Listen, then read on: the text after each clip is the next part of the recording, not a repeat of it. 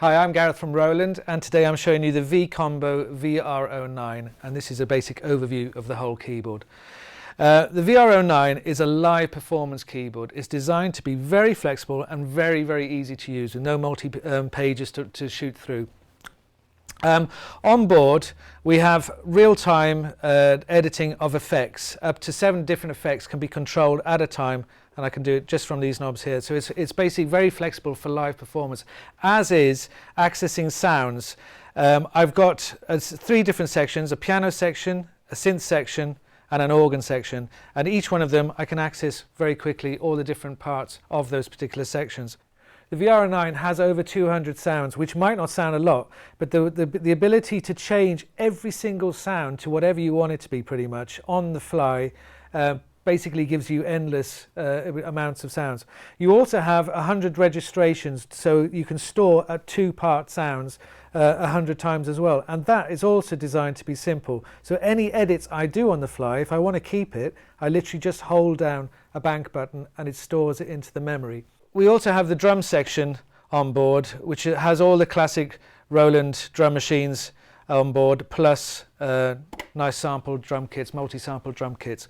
Also, there's the pattern player, which has tons of drum patterns for you to either play along to or to write to. I've also got the iPad connected to the keyboard, which could be wireless as well if I wanted to. What I'm doing with this is I've got full editing of my synth tones, and if I click on here I've got full control of the organ as well.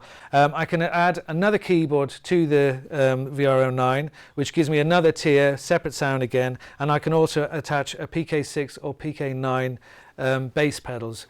So it'll basically play 3 different parts at a time: bass, 2 tiers of keyboards as well.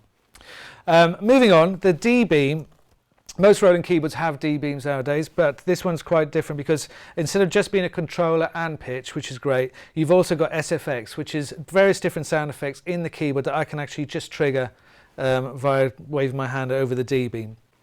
Right, let's talk about the back of the keyboard. On the back of the keyboard we have our USB input, which I'm connected to my iPad at the moment. I can also use this to connect into my DAW system.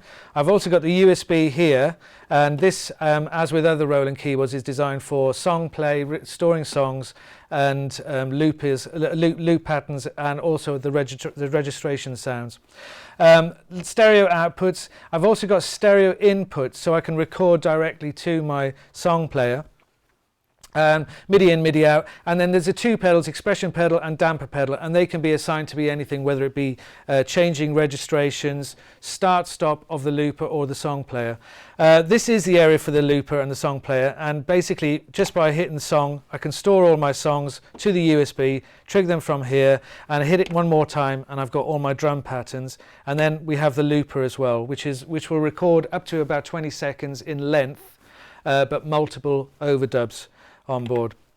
The keyboard itself is very light, which is perfect for portability. Basically, it only weighs about the same weight as a bass guitar, and also underneath the keyboard you'll see that there's battery slots, and it gives you the ability to run off mains or off DC power. And you may wonder why to use these battery powered, but there's a great way, because nowadays on stage you've always got UPS power supplies backing up the system in case there's a power cut, but then you have to reboot the keyboards when the power comes on or when the UPS runs out. So it's quite handy to have batteries in it so the keyboard never switches off.